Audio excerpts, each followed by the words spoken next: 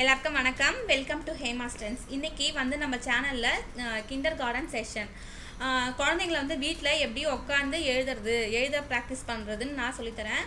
முதல்ல குழந்தைங்க பார்த்திங்கன்னா தரையில் தான் வந்து இப்படி கிறுக்கிறதுக்கு தரையில் இப்படி கிறுக்குவாங்க. அப்புறம் வந்து செவுத்தில் வந்து கிறுப்பாங்க. நம்ம வந்து அந்த இடத்துல வந்து கிறுக்காதீங்கன்னு சொல்லி ஸ்டாப் பண்ண வேணாம்.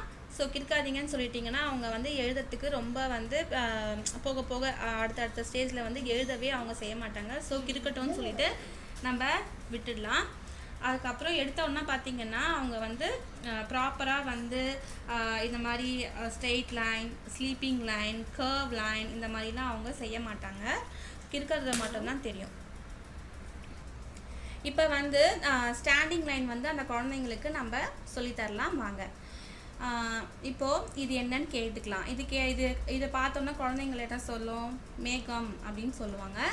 ஸோ மேகத்துலேருந்து என்ன வரும் அப்படின்னு கேட்கும்பொழுது மேகத்துலேருந்து மழை வரும் அப்படின்னு வந்து தெரிஞ்ச குழந்தைங்க சொல்லுவோம். தெரியாத குழந்தைங்களுக்கு வந்து நம்மளே வந்து சொல்லலாம் மேகத்துலேருந்து மழை வரும். சரிங்களா? அப்போ வந்து மழை எப்படி வரும் அப்படின்னு கேட்டோம்னா குழந்தை வந்து ஸ்டார்ட் பண்ணுவாங்க. அப்போ தான் வந்து எழுதுறதுக்கு வரைகிறதுக்கு அவங்களுக்கு தெரிஞ்சதை செய்வாங்க. ஸோ எது செஞ்சாலும் ஓகே. நம்மளுக்கு வந்து ஸ்டாண்டிங் லைன்ஸு, ஸ்லீப்பிங் லைன்ஸில் வந்து எப்படி செஞ்சாலும் இப்படி போடுவாங்க. சப்போஸ் வந்து இப்படி எழுதுவாங்க. ஏன்னா அவங்களுக்கு மழை இப்படி தான் வரும், இப்படி தான் கரெக்டாக வரும்ன்றது தெரியாது. சப்போஸ் ஒரு சில குழந்தைங்க பார்த்திங்கன்னா இப்படி கூட போடுவாங்க. ஸோ எது பண்ணாலும் நம்மளுக்கு ஓகே தான். சரிங்களா? ஏன்னா எந்த ஆக்டிவிட்டி பண்ணாலும் ஒன்று ஸ்டாண்டிங் லைனில் பண்ணுவாங்க, அப்படி இல்லைன்னா ஸ்லீப்பிங் லைனில் பண்ணுவாங்க. சரிங்களா?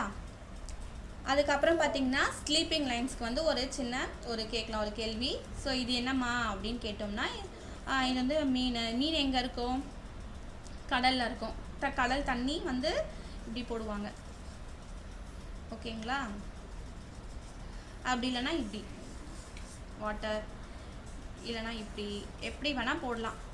சரிங்களா?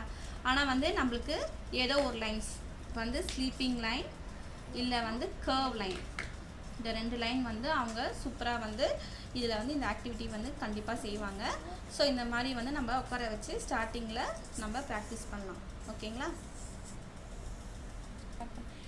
இப்போ வந்து ஸ்டாண்டிங் லைன், ஸ்லீப்பிங் லைன் வந்து நம்மளுக்கு எங்கே எப்படி இருக்கும் அப்படின்ட்டு கேட்டு நம்ம கொஞ்சம் கொஞ்சமாக வந்து ஒரு நாளைக்கு ஒரு 10 நிமிஷமோ இல்லை ஒரு 15 மினிட்ஸ் ஃபஸ்ட்டு முதல் வாரத்தில் பார்த்திங்கன்னா ஒரு 10 நிமிஷம் வந்து அவங்க உட்காந்து என்கேஜ் பண்ணிக்கலாம்.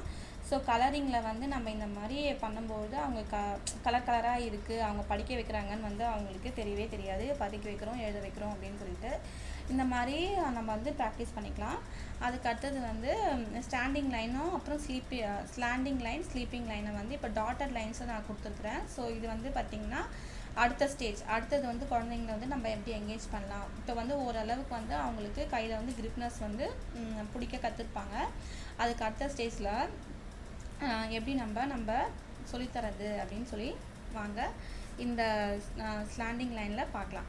இப்போது எழுதுறப்ப நம்ம என்ன சொல்லணும்? இந்த ஐஸ்கிரீம் வந்து நம்ம மேட்ச் பண்ணிக்கலாம் அப்படின்னு சொல்லி நம்ம சொல்லித்தரப்போகிறோம். இப்போது இந்த லைன்லேயே வந்து ஸ்ட்ரெயிட்டாக எழுது அப்படின்னு சொல்கிறப்ப நம்ம எப்படி எழுதுவாங்க?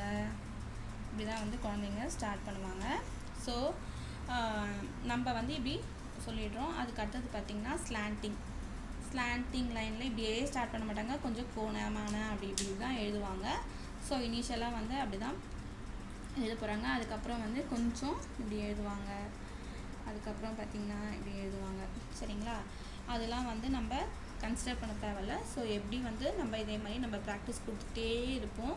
ப்ராக்டிஸ் கொடுத்துட்டே இருந்தால் தான் அவங்களுக்கு வந்து எழுத கற்றுக்குவாங்க. சரிங்களா? இப்போ பென்சிலை இப்படி கூட பிடிச்சி எழுதுவாங்க. ஸோ கரெக்டாக வந்து எழுத மாட்டாங்க. ஸோ பென்சில் கிரிப்னஸ் மட்டும்தான் தெரியும். சரிங்களா?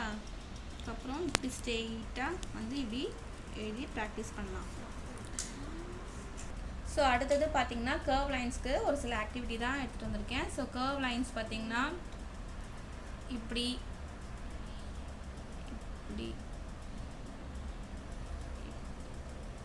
இப்போ பார்த்திங்கன்னா டபுள் கர்வ் வந்துடுது. ஸோ டபுள் கர்வ், அப்புறம் இங்கே வந்து பார்த்திங்கன்னா செமி சர்க்கிள் மாதிரி, சிங்கிள் கர்வ், இந்த மாதிரி நம்மளுக்கு குழந்தைங்கள எழுத வைக்கலாம். கொஞ்சம் அவங்களுக்கு வந்து கரெக்டாக எழுத மாட்டாங்க, அந்த கோடுலேயே எழுத மாட்டாங்க. சரி டெய்லி வந்து நம்ம என்ன பண்ணணும், ப்ராக்டிஸ் பண்ணிகிட்டே இருந்தால் தாங்க வரும். ஸோ ஒரு நாள் பண்ணுறோம், அப்படி 2 நாள் பண்ணுறோம் அப்படிலாம் பண்ணக்கூடாது. டெய்லி நம்மளுக்கு ஒரு 10 நிமிஷம் டைம் வச்சு குழந்தைங்களுக்கு வந்து நம்ம வீட்டிலே வந்து அழகாக நம்ம இந்த மாதிரி ஒரு 10 நிமிஷம் தாங்க ஆச்சு இந்த ஒர்க் ஷீட்லாம் எனக்கு பண்ணுறதுக்கு. நீங்களும் அது மாதிரி ப்ராக்டிஸ் பண்ணுங்கள். இப்போது வந்து இது பண்ணி கண்டினியூஸ் கர்வ்ஸ் வரும். அதுக்கப்புறம் இதே மாதிரி நம்ம வந்து கர்வ் வந்து வரைய சொல்லித்தரலாம். இப்போது இன்றைக்கி வந்து குழந்தைங்கள வந்து எப்படி நம்ம கொஞ்சம் கொஞ்சமாக வந்து என்கேஜ் பண்ணுறது அப்படின்றத வந்து இந்த ஒர்க் ஷீட்ஸ் மூலயமா நம்ம பார்த்தோம். இதே மாதிரி நீங்களும் வீட்டில் கண்டிப்பாக ட்ரை பண்ணுங்கள். கொஞ்சம் கொஞ்சமாக குழந்தைங்கள வந்து நம்மளை படிக்கிறதுக்கு எழுதுறதுக்கு வந்து அவங்கள ப்ராக்டிஸ் பண்ணலாம். ஸோ தேங்க்ஸ் ஃபார் வாட்சிங் my video. Until it's bye from Hema.